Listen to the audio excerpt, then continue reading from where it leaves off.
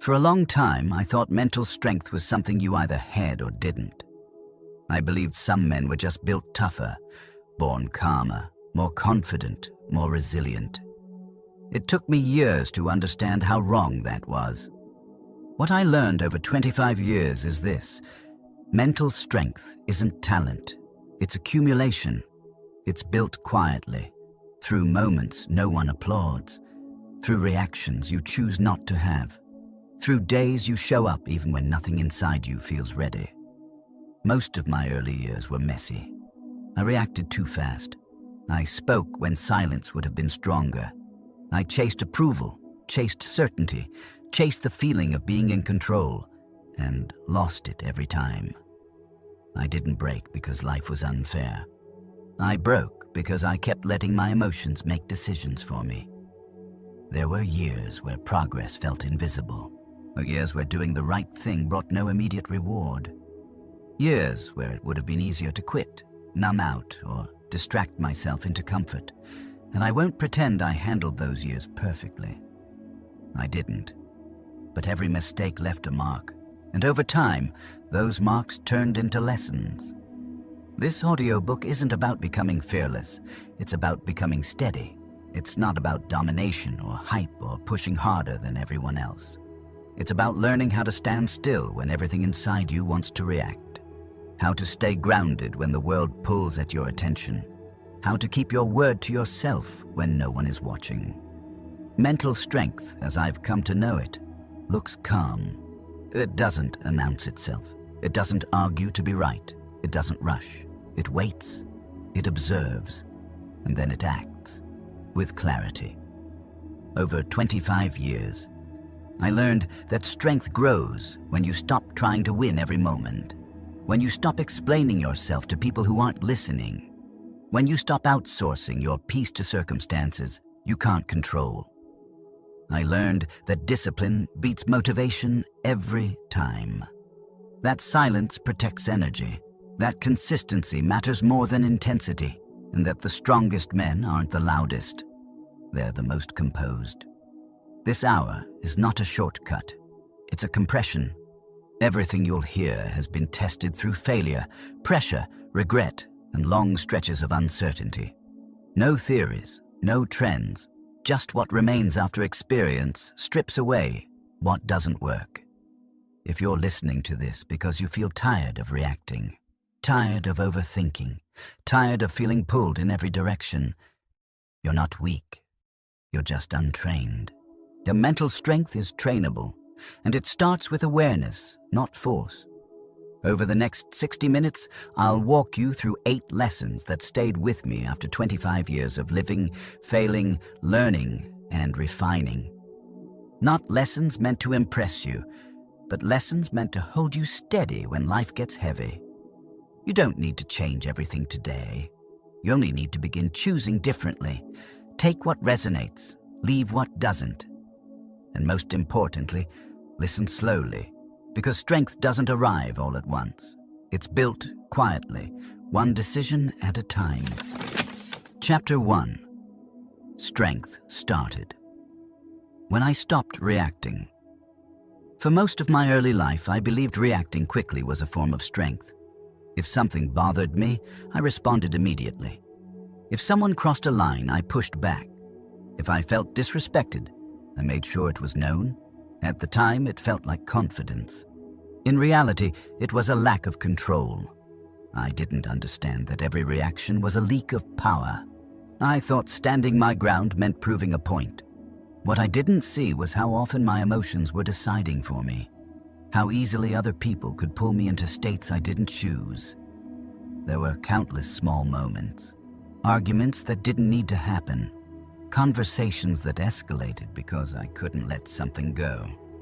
Days that ended heavier than they started, not because life was hard, but because I carried every emotional hit with me. No one teaches you this when you're young. You're told to speak up, to assert yourself, to never let anyone disrespect you. But no one tells you that reacting to everything is exhausting, and no one tells you how expensive it is. I remember a period in my life where I felt constantly tense, not angry all the time, but always on edge. Like I was waiting for the next thing to respond to, the next comment, the next inconvenience, the next moment that required me to prove something. That state drains you quietly.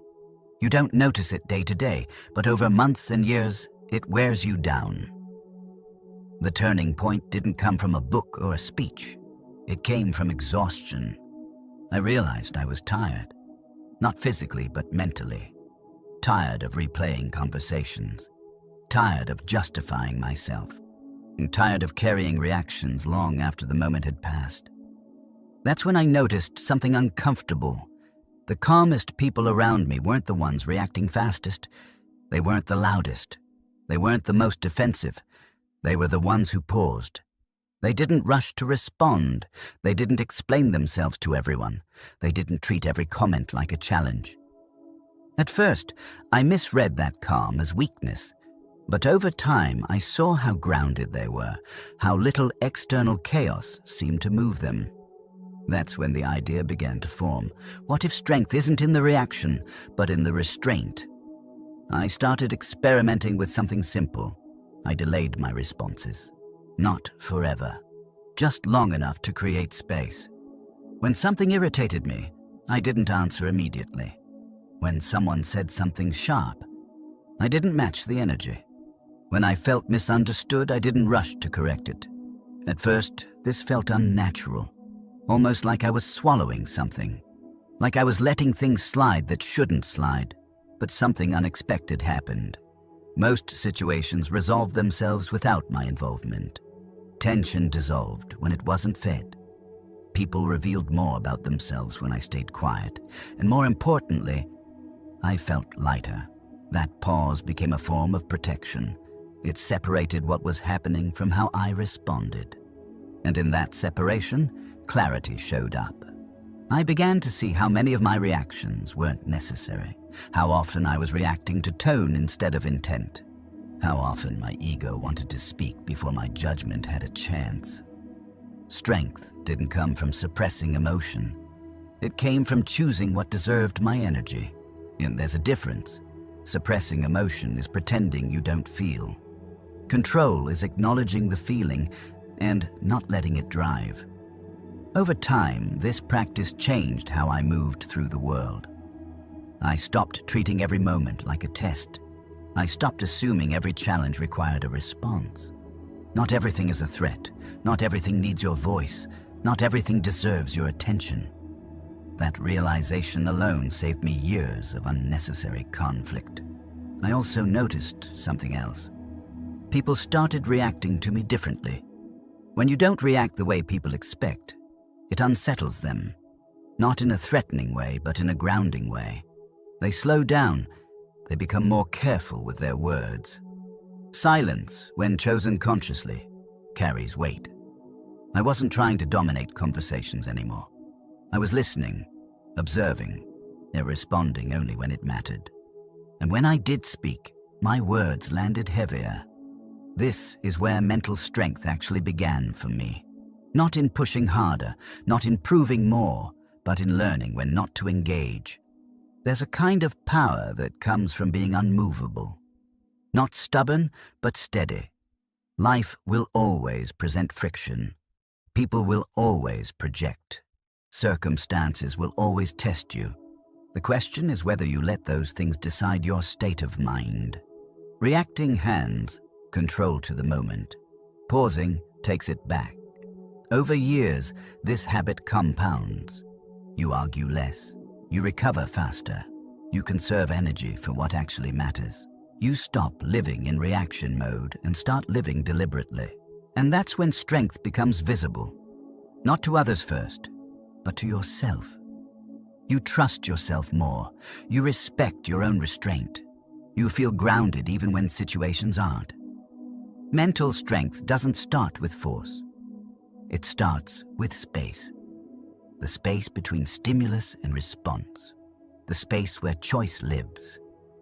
Once I learned to protect that space, everything else followed. Chapter 2. Pain was the teacher I couldn't avoid. For a long time, I tried to outrun pain. I didn't call it that back then. I called it staying positive, staying busy, staying productive. But looking back, it was avoidance. Whenever something hurt, failure, rejection, disappointment, I looked for a way around it. I distracted myself. I rationalized it. I told myself it didn't matter. But pain doesn't disappear when you ignore it. It waits. In my earlier years, every setback felt personal. If something didn't work out, I questioned my worth. If someone walked away, I replayed the moment over and over, trying to rewrite it in my head. If I failed publicly, I carried the weight privately. I thought strength meant not feeling those things. I thought strong men didn't sit with discomfort. They moved on fast. They stayed unfazed. And that belief cost me years. Pain kept showing up in different forms, missed opportunities, broken trust, moments where I knew I could have handled things better, but didn't. Each time I looked for relief instead of understanding, and each time the lesson came back louder. The shift happened slowly, not all at once. I started noticing a pattern. Every time I avoided pain, it returned stronger. Every time I numbed it, it extended its stay. Eventually, I reached a point where distraction stopped working. The discomfort followed me even into the things I used to enjoy. Rest didn't feel like rest anymore. Silence felt heavy instead of peaceful. That's when I stopped asking, how do I get rid of this? And started asking, what is this trying to show me? That question changed everything. Pain, I realized, isn't random. It points. It highlights what's misaligned. It exposes habits that no longer serve you. When I finally sat with it, without trying to fix it, justify it, or escape it, I saw clearly. Some of my pain came from choices I kept repeating. Some came from expectations I never questioned. Some came from holding on to versions of myself that were already outdated. None of that felt good to admit, but it was honest. Mental strength didn't grow when the pain disappeared. It grew when I stopped running from it. I learned that discomfort isn't the enemy. Resistance is. There's a difference between pain that sharpens you and pain that erodes you. The difference is attention. When you face pain directly, it teaches. When you avoid it, it lingers. I started doing something uncomfortable on purpose. When something hurt, I stayed with it a little longer. Not to suffer, but to understand. I asked myself hard questions. What part of this is my responsibility? What am I refusing to let go of? What pattern is repeating here? Those questions didn't always have immediate answers. Sometimes they just sat there, unresolved. But even that was progress, because for the first time, I wasn't numbing the signal. Over time, I noticed something surprising. The intensity of pain decreased, not because life got easier, but because I stopped adding resistance. I stopped telling myself it shouldn't feel this way. I stopped comparing my timeline to others. I stopped expecting growth without discomfort. Pain became information, not identity. That shift brought a quiet confidence, not optimism, but stability. I trusted myself more, knowing I could sit with discomfort without collapsing or reacting blindly. I didn't need immediate relief anymore. I needed clarity. This is where many men get stuck. They confuse strength with comfort. They build their lives around avoiding anything that feels heavy. But avoidance creates fragility. If your peace depends on everything going smoothly, it isn't peace, it's luck. Mental strength is knowing you can remain steady even when things feel wrong, even when answers aren't clear, even when the discomfort stays longer than you'd like. I also learned that pain has layers. The first layer hurts, the deeper layer teaches, and beneath that is release. But you only reach that point if you stay present. This doesn't mean you dwell. It means you don't rush yourself out of the experience.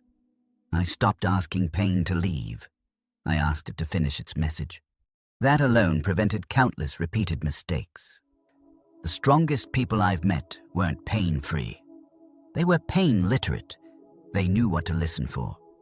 They knew when discomfort meant adjustment and when it meant endurance. That literacy isn't taught, it's earned. And it earns you something valuable. Resilience that doesn't rely on circumstances. Over years of facing discomfort instead of escaping it, I became less reactive, less defensive, more grounded. I didn't need everything to feel good to function well. That's real strength. Pain didn't make me bitter. Avoidance almost did. Once I understood that, I stopped seeing hardship as an interruption. I saw it as part of the process. Not something to fear, not something to rush past, but something to move through deliberately. Mental strength isn't about seeking pain. It's about not wasting it. When you stop running, pain stops chasing. And in that stillness, clarity finally has room to speak. Chapter 3. Discipline replaced motivation. For a long time, I waited to feel ready. Ready to start. Ready to commit. Ready to be consistent. I told myself I was being patient, that I was waiting for the right moment, the right mindset, the right energy. What I didn't realize was that I was outsourcing responsibility to motivation, and motivation is unreliable. In the early years, I believed motivation was the engine of progress. When I felt inspired, I worked harder. When I felt confident, I showed up fully. When motivation disappeared, so did my discipline. That cycle felt normal. It felt human, and it quietly kept me stuck. There were stretches of time where I made strong starts and weak finishes. I'd commit intensely for a few weeks, then fade. I'd promise myself consistency, then negotiate excuses when the feeling wasn't there. See, I wasn't lazy, I was inconsistent, and inconsistency erodes self-trust faster than failure ever could. Each time I broke a promise to myself, something small but important weakened. Not my ability, but my belief that I could rely on myself. That's when I started noticing something about the people I admired most. They weren't always motivated. In fact, many of them rarely talked about motivation at all. They talked about standards, routines, non-negotiables. They didn't wait to feel like doing the work. They did the work because that's who they had decided to be. That idea challenged me. I had built my identity around how I felt. They had built theirs around what they did. The shift didn't happen overnight. At first, discipline felt cold, rigid, unforgiving. Motivation felt exciting. Discipline felt boring. But boredom turned out to be powerful. I started small, not because small was easier, but because it was sustainable. I stopped aiming for intensity and aimed for repeatability. On days when I felt sharp, I did the work. On days when I felt dull, I did the work. On days when nothing inside me wanted to move, I did the work anyway. Just less of it. That's when something unexpected happened. Progress stopped depending on my mood. I no longer needed to wake up feeling inspired to move forward. I only needed to follow the system I had already chosen. Discipline became a form of self-respect. Not punishment, not force. Respect. I wasn't pushing myself to prove anything. I was showing up because I said I would. Over time, that consistency rebuilt something motivation never could. Trust. I trusted myself to act even when conditions weren't ideal. As I trusted my ability to stay steady when enthusiasm faded. I trusted that momentum could exist without excitement. That trust was grounding. There's a myth that discipline kills creativity or freedom. In my experience, it did the opposite. Once my actions were no longer dependent on how I felt, my mind became quieter. Less negotiation, less internal debate, less friction. I wasn't asking myself every day whether I should act. The decision had already been made. Mental strength grew in that simplicity. I also learned that discipline doesn't mean doing everything. It means doing what matters, consistently. I stopped overwhelming myself with unrealistic expectations. I focused on a few behaviors I could sustain even on my worst days. That's where discipline becomes real. Anyone can be disciplined when life is smooth. And strength is built when discipline survives friction. There were days when I wanted to quit routines I had committed to. Days when skipping felt harmless. Just this once. Just today. But every time I honored the commitment instead, something shifted internally. Not immediately, but cumulatively. I became less reactive to discomfort, less dramatic about effort, more neutral toward resistance. Work became something I did, not something I argued with. This wasn't about grinding endlessly. It was about removing unnecessary emotion from action. Discipline made effort quieter. I no longer needed to hype myself up. I didn't need external validation. I didn't need perfect conditions. I needed consistency, and consistency, repeated long enough, builds identity. I stopped seeing myself as someone who tries when motivated. I started seeing myself as someone who follows through. That identity changed how I carried myself, how I made decisions, how I handled pressure. When challenges came, I didn't panic. I defaulted to structure. Motivation is emotional. Discipline is structural. Emotions fluctuate. Structures hold. That distinction matters more than most people realize. Mental strength isn't about feeling powerful. It's about remaining functional when you don't. Discipline gives you that stability. It doesn't eliminate resistance. It removes its authority. Over years of choosing discipline over motivation, I noticed another shift. My emotions stabilized. Not because I suppressed them, but because they weren't running the show anymore. I could feel tired without stopping, feel bored without quitting, feel uncertain without freezing. That's freedom. The irony is that motivation came back once it wasn't required. It showed up as a byproduct, not a prerequisite. But even when it disappeared again, nothing collapsed. That's the quiet strength discipline builds. You stop needing to be convinced. You stop waiting to feel ready. You act from decision, not emotion. And once you experience that stability, it's hard to go back. Discipline doesn't make you rigid. It makes you reliable. And reliability to yourself is one of the strongest forms of mental strength there is. Chapter 4. I learned to control my inner dialogue. For a long time, I didn't realize how much damage my own voice was doing. Not the voice I used with other people, but the one that spoke when no one else was around. The one that narrated my failures. The one that commented quietly when things didn't go as planned. That voice was always there. Critical, impatient, unforgiving. I thought it was helping me stay sharp. I told myself I was being honest, that I was holding myself to a high standard. But honesty without balance becomes sabotage.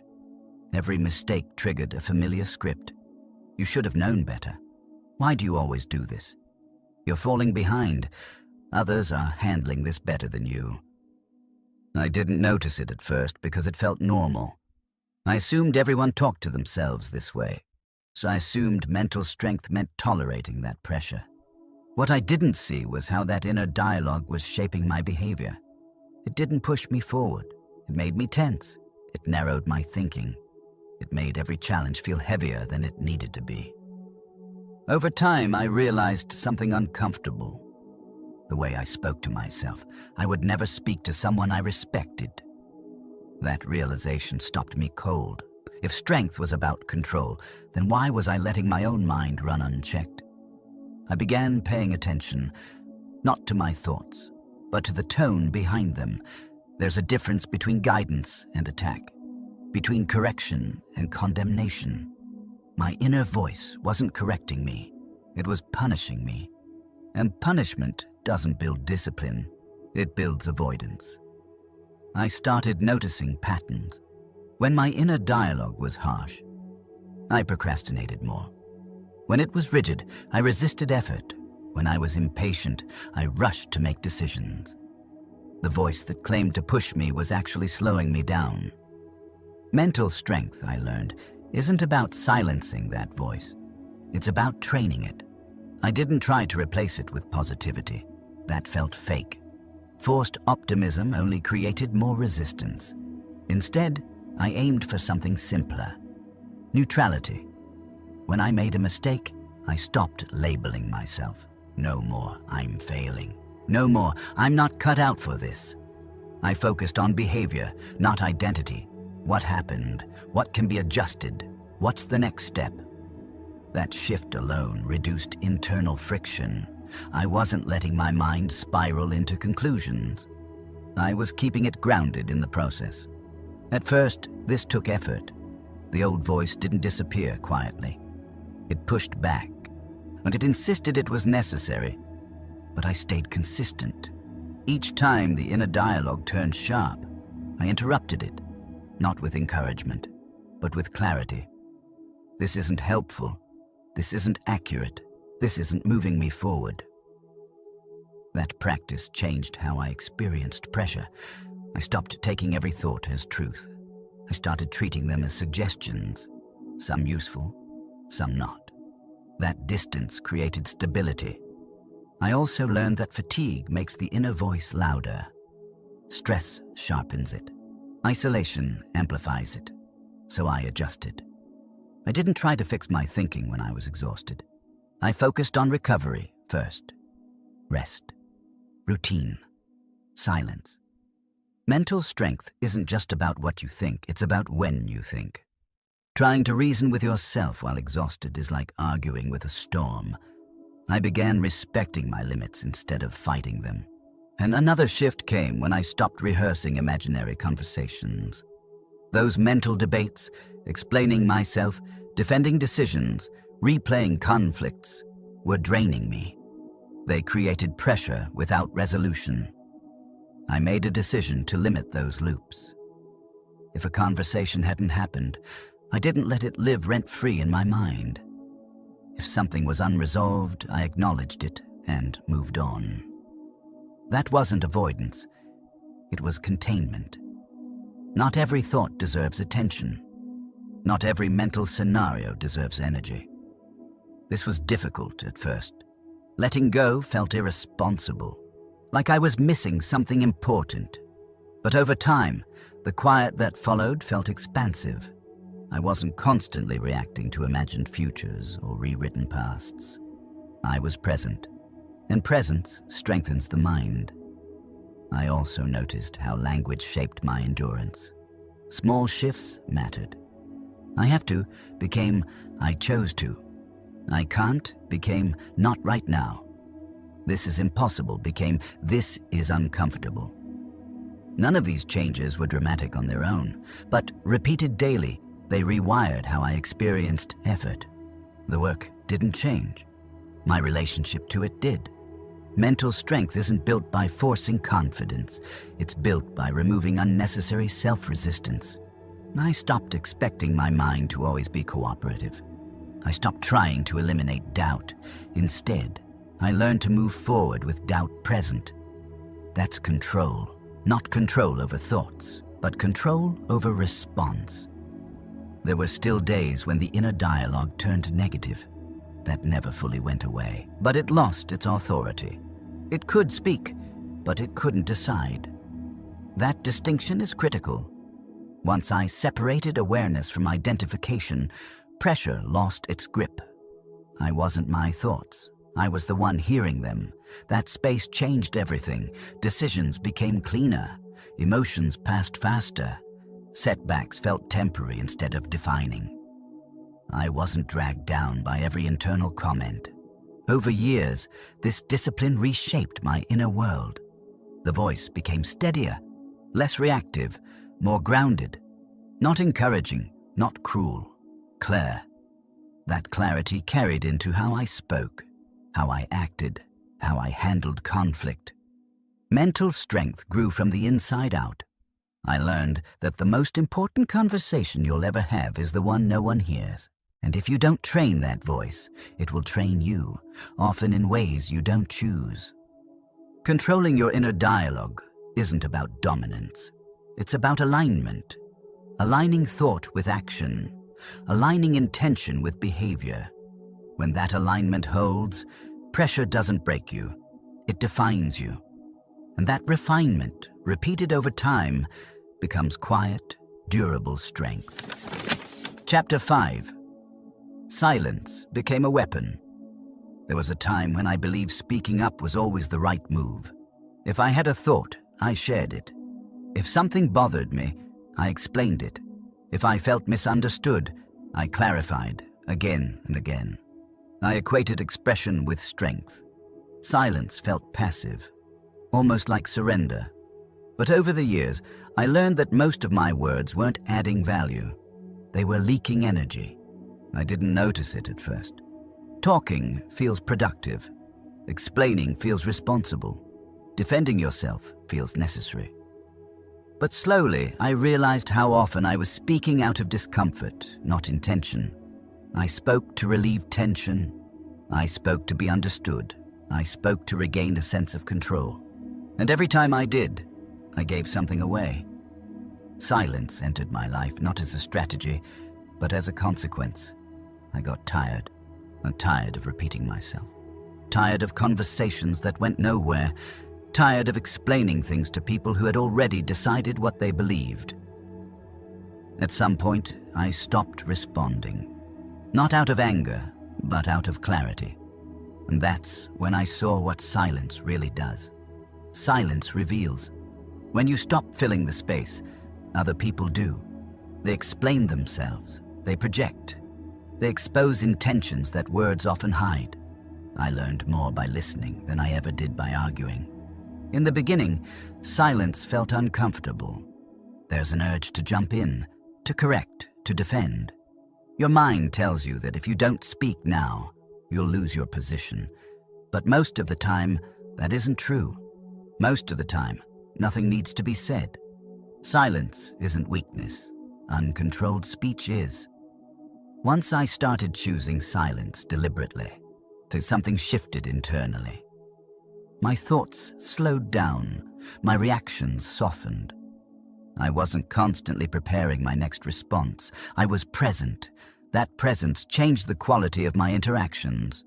When I did speak, people listened. Not because I raised my voice, but because I didn't waste it. Words carry weight when they aren't overused.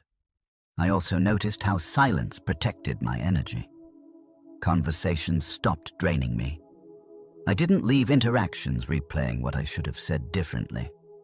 I wasn't carrying other people's opinions home with me. I stopped explaining myself to people who weren't committed to understanding. And in doing so, I reclaimed hours of mental space. There's a difference between clarity and justification. Clarity is clean. Justification is endless. Silence helped me tell the difference. I didn't go silent everywhere. This wasn't about withdrawal or avoidance.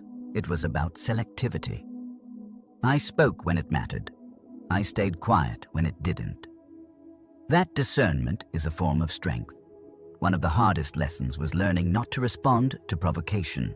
Not every comment is a conversation starter. Some are invitations to chaos. In the past, I accepted every invitation. Now, I decline most of them. Silence disarms provocation. It denies oxygen. People often escalate when they don't get the reaction they expect. But eventually, escalation collapses under its own weight. Silence also forced me to sit with my own discomfort. When you don't speak, you can't offload tension onto someone else. You have to process it internally. That processing builds capacity. Instead of venting, I reflected. Instead of reacting, I observed. Instead of explaining, and I adjusted my behavior. That internal work was quieter, but far more effective. I also learned that silence strengthens boundaries. You don't need to announce them. You enforce them through consistency. When you stop engaging with what drains you, people notice.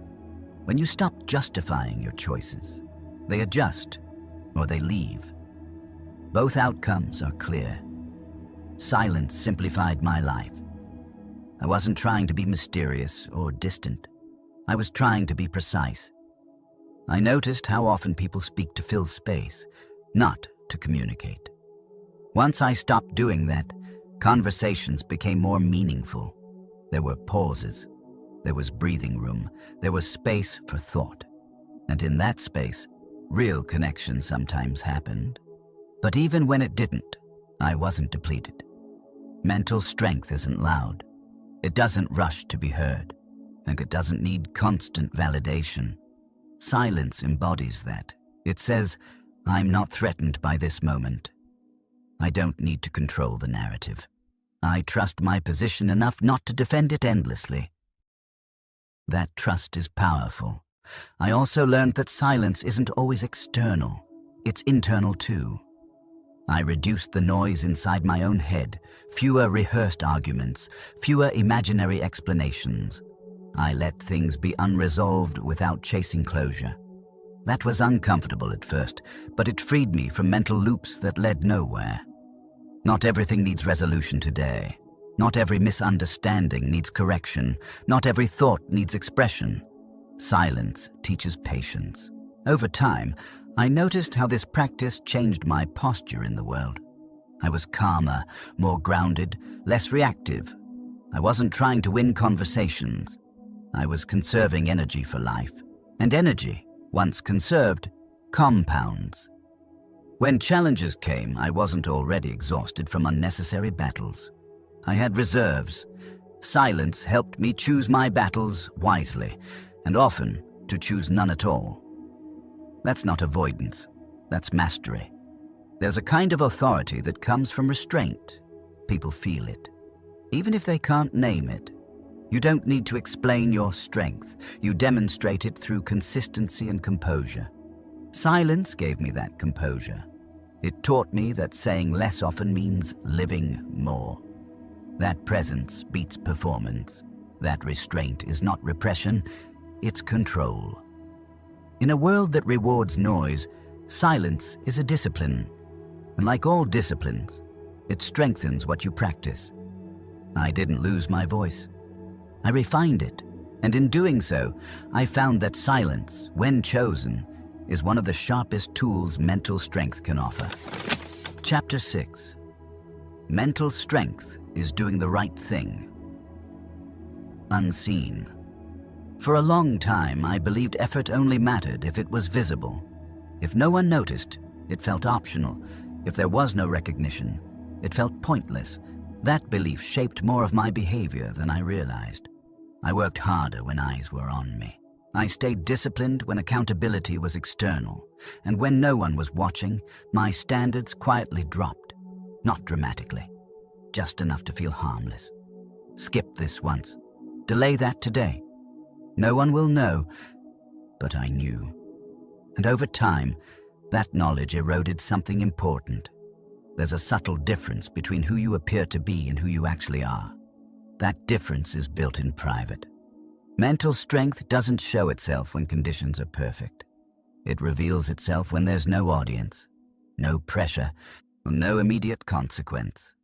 It took years for that to fully land. I noticed a pattern in my own life. The times I felt most grounded weren't tied to public wins. They were tied to quiet consistency. Getting up when I said I would. Finishing what I started even when it was boring. Choosing restraint when indulgence was easier. None of those moments looked impressive from the outside, but they accumulated internally. They built self-respect, and self-respect is the foundation of mental strength. You can't fake it. You either have it or you don't. I began to understand that unseen actions shape identity. Every small decision reinforces a story about who you are. When you cut corners in private, you tell yourself a story of convenience. When you hold standards unseen, you tell yourself a story of integrity. That story becomes instinct. There were many moments where I had a choice. No one would know which option I picked. Both choices led to similar outcomes in the short term, but one felt heavier, the other felt cleaner. Choosing the heavier path didn't make me feel good immediately. It made me feel aligned. Alignment lasts longer than pleasure. I stopped asking whether something would be noticed. I started asking whether it would strengthen or weaken my character. That question simplified decisions. Mental strength grew from repetition, from making the same hard choice when it didn't matter publicly. That repetition created reliability, not to others, to myself. I could trust my own follow-through. Trust changes how you carry pressure. When you know you'll do what's required, regardless of visibility, anxiety drops. You're no longer negotiating with yourself, as you're executing. There's a quiet confidence that comes from that. Not arrogance, not bravado. Confidence rooted in evidence. I also realized that unseen discipline prepares you for visible pressure. When challenges arrive publicly, you don't rise to the occasion. You fall back on habits, and habits are built when no one's clapping. This applies everywhere. How you handle fatigue when no one's pushing you, how you manage temptation when there's no consequence, how you treat commitments that only you remember. Those moments define strength more than crisis ever will. Crisis just exposes what's already there. I stopped romanticizing pressure. I stopped waiting for dramatic tests. The real test happens daily. In quiet moments, in decisions that feel insignificant, that's where mental strength is trained. I noticed something else as well. When I began holding myself to private standards, my need for validation decreased. I didn't need praise to feel steady. I didn't need recognition to feel grounded. I already knew what I was capable of. I had evidence. That internal certainty is stabilizing. It makes you less reactive to opinion, less dependent on outcomes, less shaken by temporary setbacks. You're not guessing who you are. You've seen it repeatedly. There were days when this discipline felt tedious, days when it would have been easier to relax standards, days when consistency felt thankless. But those were the days that mattered most. Anyone can perform when it's exciting. Strength shows up when it's monotonous. I learned to respect boredom. Boredom is where discipline proves itself. I didn't chase intensity anymore. I chased continuity. Doing the right thing unseen also clarified my values. It forced me to decide what actually mattered. Not what looked good, not what sounded impressive, what mattered when stripped of performance. That clarity simplified my life. I stopped overcommitting. I stopped saying yes to things I wouldn't follow through on privately. I aligned promises with capacity. That alignment reduced friction. Mental strength isn't about pushing endlessly. It's about consistency within limits. Unseen discipline also changed how I handled temptation. Instead of resisting aggressively, I created structure. I removed unnecessary friction points. I set rules in advance. When decisions are made ahead of time, willpower becomes irrelevant. That's real strength. Not heroic resistance, but intelligent design. I stopped relying on mood. I relied on systems. And systems don't care how you feel. They function quietly, daily. Over time, this way of living reshaped my self-image. I wasn't someone who tried hard occasionally. I was someone who followed through reliably. That shift mattered more than any external success, because success fluctuates. Identity stabilizes. Mental strength built in private shows up publicly without effort. You don't have to summon it. It's already there. You respond calmly under pressure because calm is familiar. You stay disciplined during chaos because discipline is routine. Nothing feels forced. That's the payoff of unseen work. I also learned that cutting corners privately always shows up eventually. Maybe not today, maybe not tomorrow, but it shows up as hesitation, as self-doubt, as instability. The mind remembers everything. When you know you've compromised, confidence weakens. When you know you've held the line, confidence solidifies. That's why private standards matter so much. They're not about morality, they're about coherence. Living in a way that doesn't fracture your self-respect. Mental strength is coherence under pressure, and coherence is built when no one's looking. I stopped trying to impress an audience that wasn't there. I focused on becoming someone I could rely on. That decision simplified everything. Doing the right thing unseen doesn't make life easier. It makes you stronger. And over time, strength makes life steadier. You stop seeking shortcuts. You stop bargaining with discomfort. You stop needing external structure to function. You carry structure within. That's when mental strength stops being situational. It becomes who you are. Chapter 7. I stopped trying to win every moment. For many years, I treated life like a series of small battles. Every conversation had a winner and a loser. Every disagreement felt like a test. Every challenge demanded a response. I didn't see it as aggression. I saw it as engagement, as strength, as staying sharp. But living that way quietly exhausted me. I was always alert, always evaluating, always preparing to defend or explain, even when nothing was actually at stake. Winning every moment became a habit. And like most habits, it shaped me more than I realized. I argued over details that didn't matter. I corrected people who weren't asking to be corrected. I pushed back on opinions that had no impact on my life. Each time, I felt a small sense of control, and each time I paid for it with energy.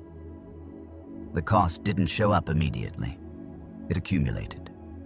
Mental fatigue, irritation, a constant low-level tension that followed me everywhere.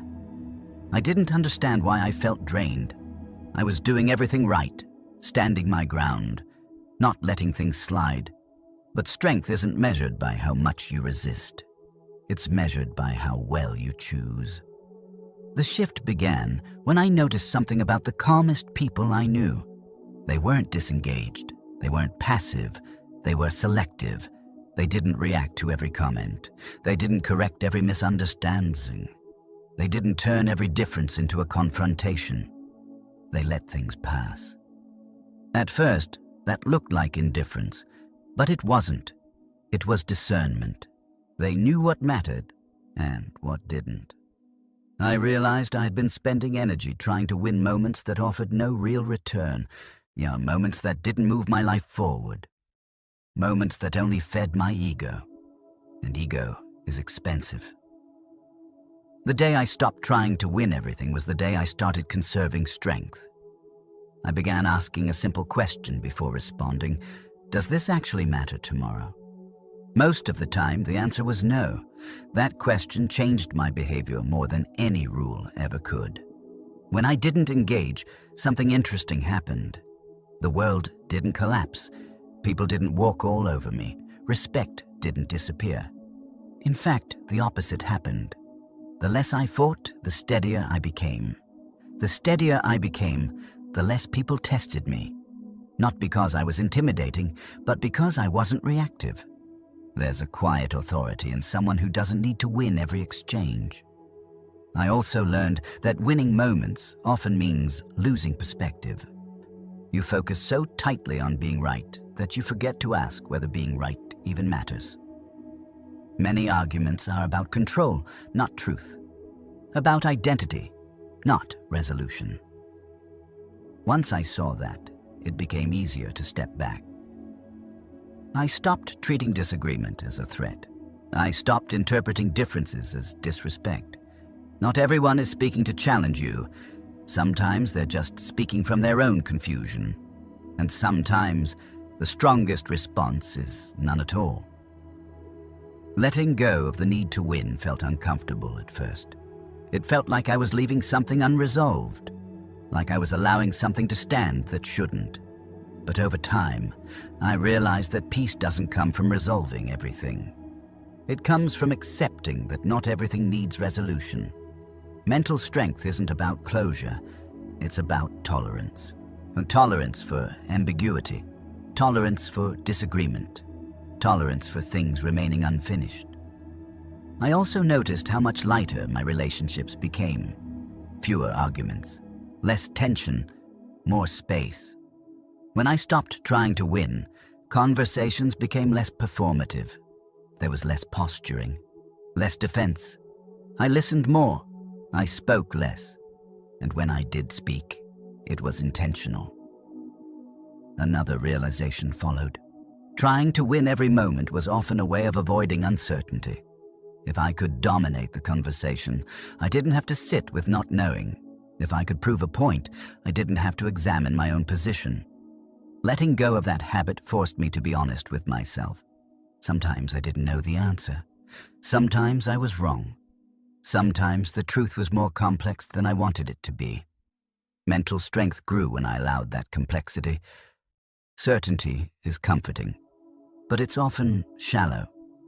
Strength comes from holding uncertainty without panic. I stopped reacting to things just to reassure myself. I allowed silence. I allowed pause. That pause created space for better judgment. I also became more aware of timing.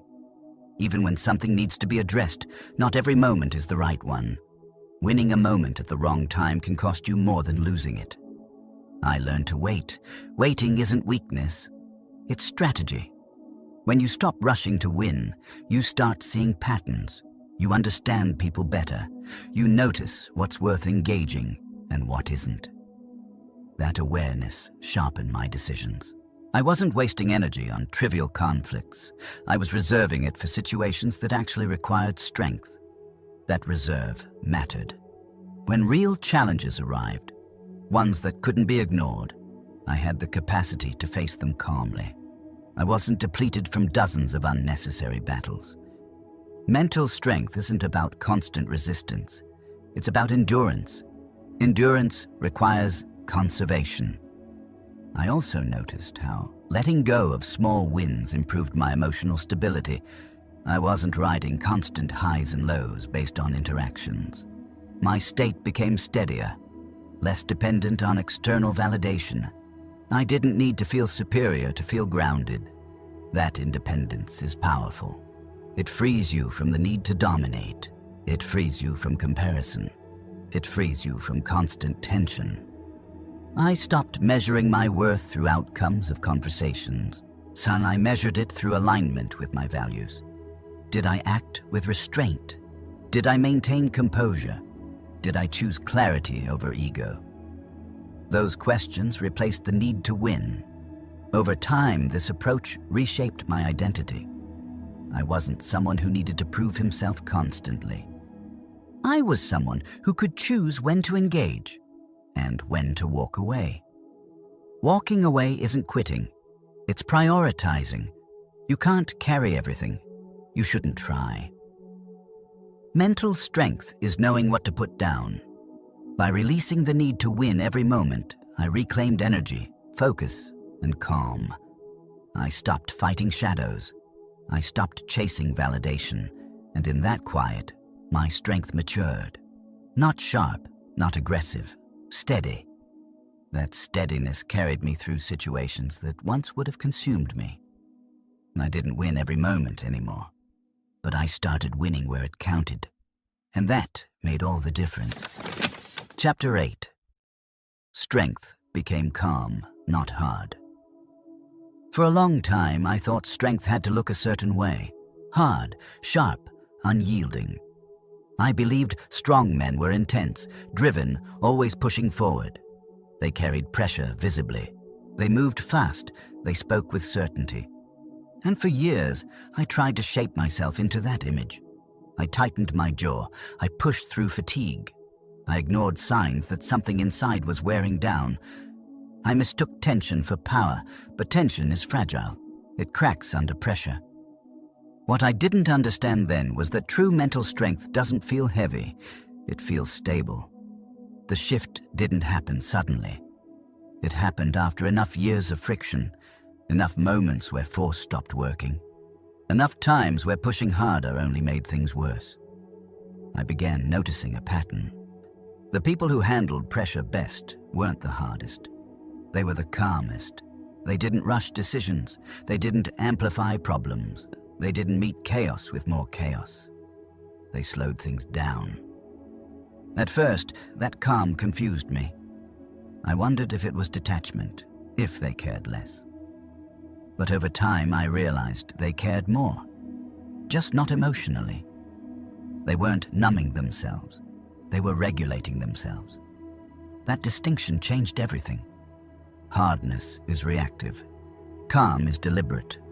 Hardness braces against the world. Calm stands within it. I started to feel the cost of being hard all the time. My body was tense even when nothing was wrong. My mind was always preparing for impact. I didn't feel strong.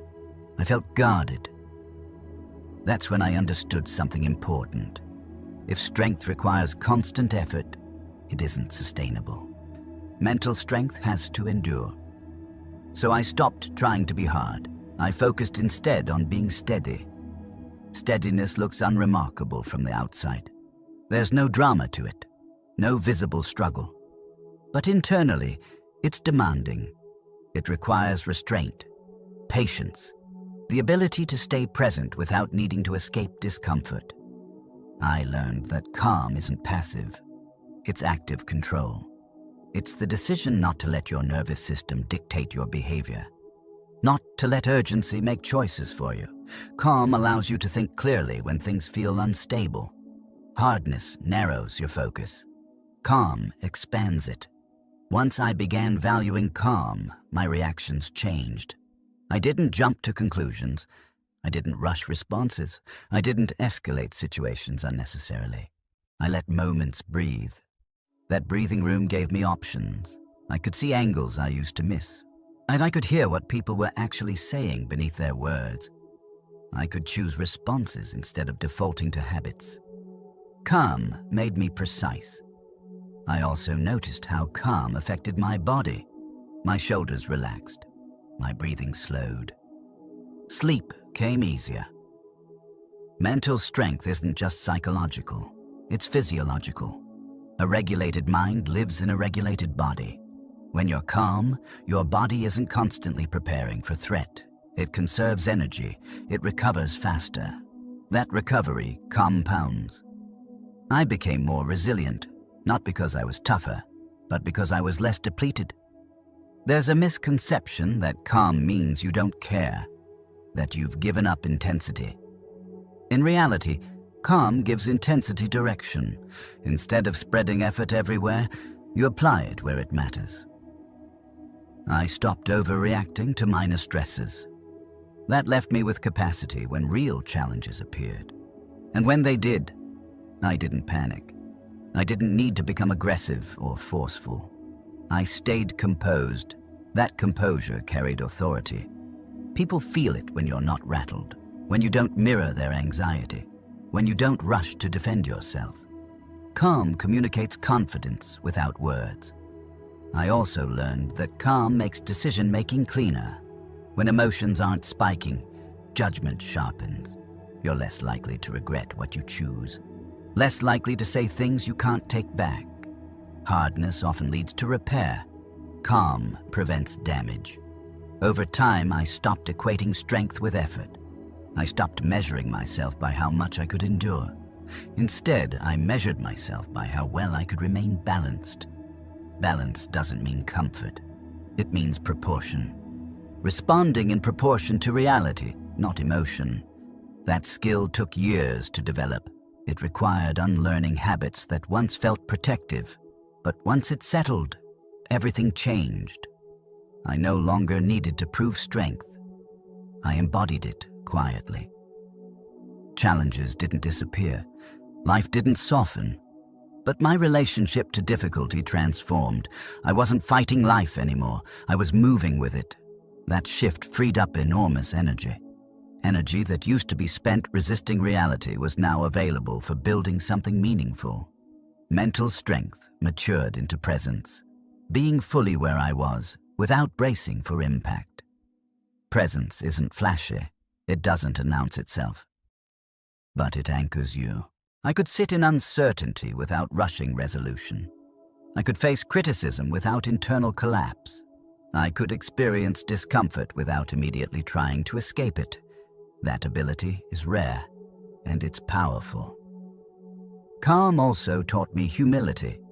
Hardness often hides fear behind force. Calm acknowledges fear without letting it lead. I didn't need to dominate my emotions.